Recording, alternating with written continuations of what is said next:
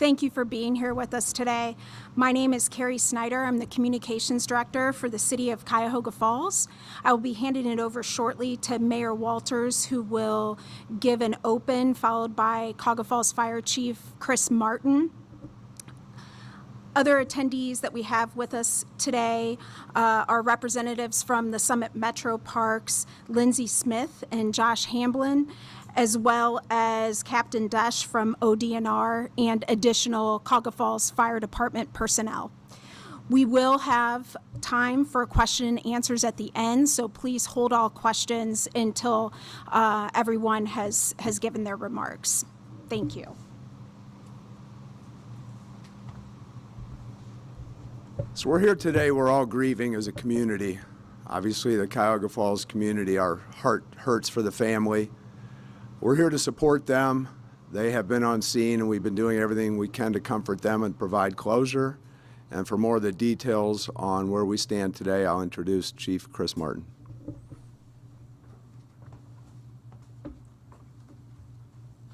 Thank you, Mayor.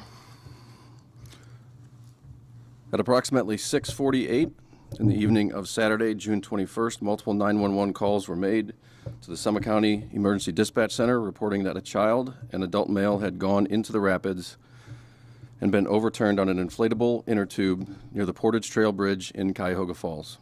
Cuyahoga Falls Fire Department units responded to the area along with Cuyahoga Falls Police Department. A woman and child were found near the shore. The woman, along with multiple witnesses, advised that an adult male and 5-year-old child were last seen floating down the river through the rapids nearing Broad Boulevard and the Sheridan Hotel.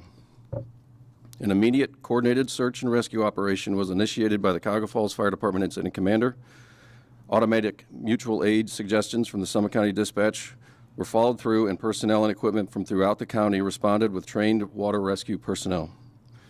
State Highway Patrol sent a helicopter unit and they assisted in scanning the area. Multiple drones were in the air and the search moved downriver. Nearing 10 p.m., the search was suspended due to fading visibility and hazardous water conditions. At approximately 8 a.m. yesterday, the coordinated search was resumed with county resources offering personnel and equipment. Around 9:30 a.m.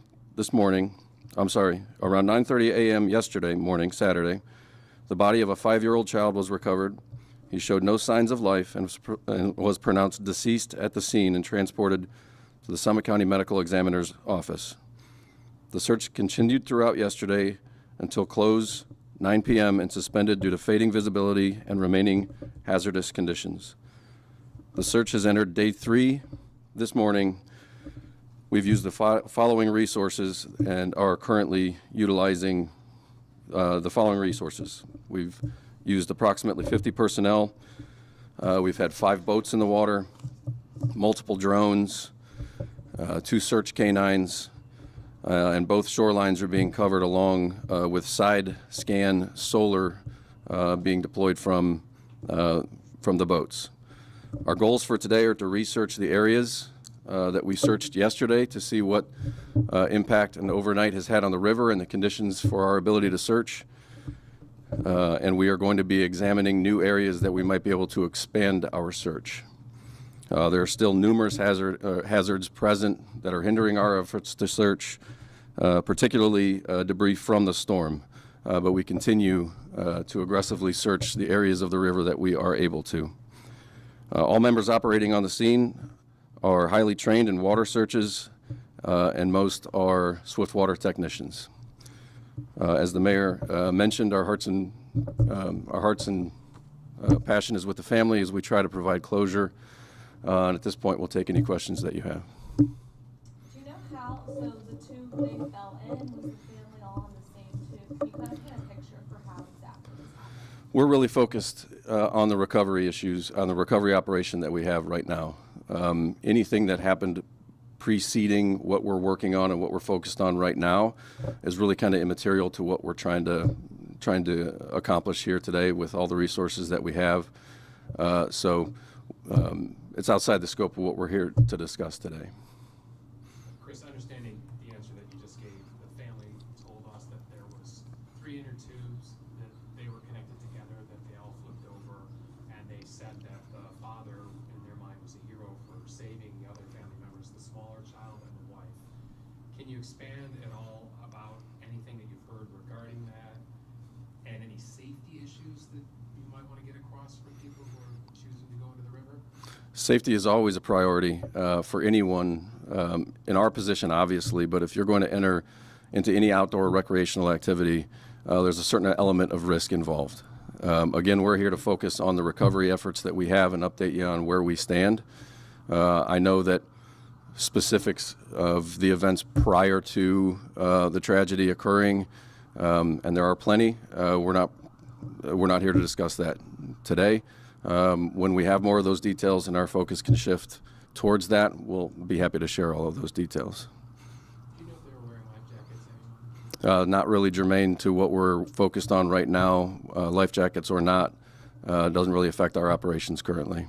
What can you tell me about the area that you're searching? Like, how big is this area that you're focusing on? Water levels? Mm-hmm. And I know you mentioned debris was an issue, but has the water receded and that's been better for you the last couple of days? Right, and we're blessed to have actually the incident commander on the scene right now. We brought him here to answer a question specific to that. So I'll introduce firefighter Dan Pittman. He's highly trained water technician, and he's in charge of the scene, so he can answer that question better for you. Dan, would you mind spelling your name? Daniel Pittman, Pittman. Could you repeat your question?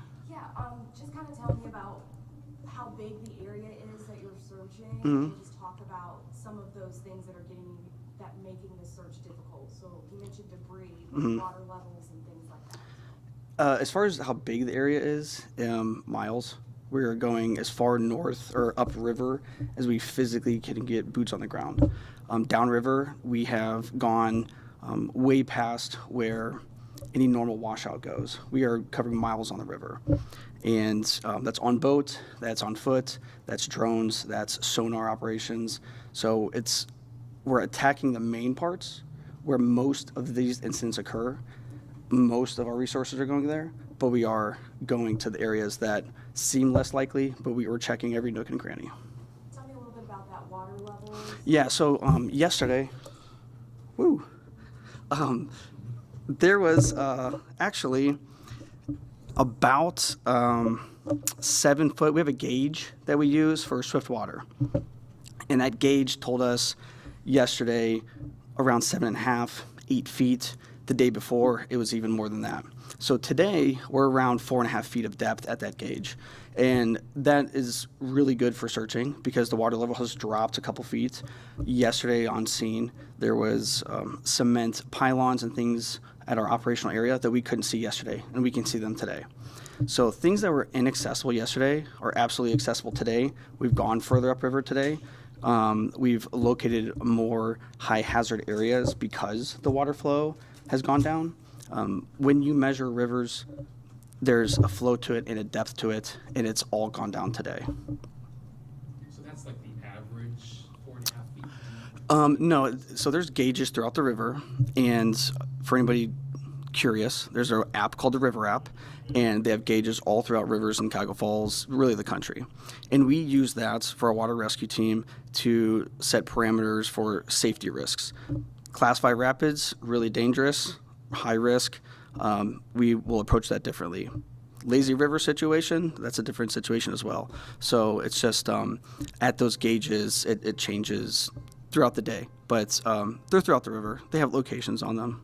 The one we use is, we call it at Hiram. But the area you're searching, Mhm. 4.5 feet? No, it's maybe down to 20 feet, all the way to your ankles. Like I said, we're going everywhere, miles on the river. So it's not just one? No, yeah. Fluctuates. It fluctuates all the time. That river is a living, breathing animal. Yes. Are you searching south of the Gorge Dam? Or Yep. I should say downriver? Downriver, so that would be considered downriver. We're searching down there, absolutely. Has this officially become a recovery effort? This is a recovery effort, yes. When was the last time you would say you guys did something like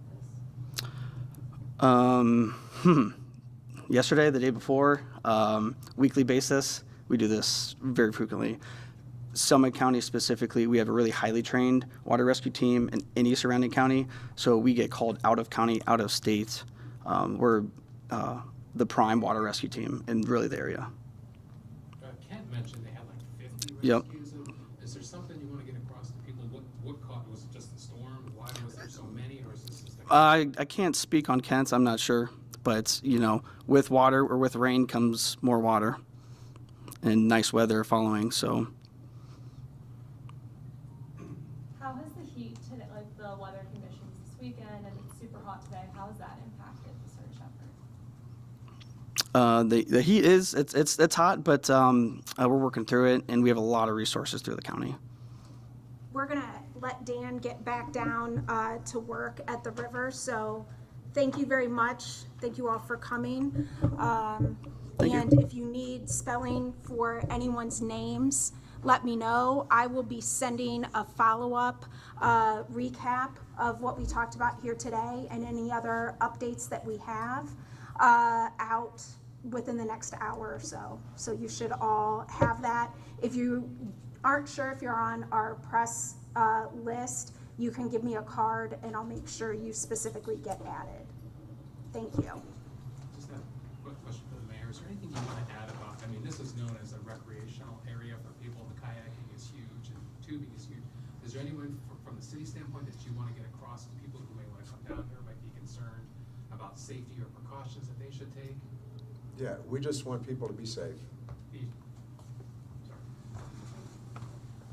Safety is always our priority in the river and anything that goes on in the city, so we do encourage people to do their homework before they would get in the water.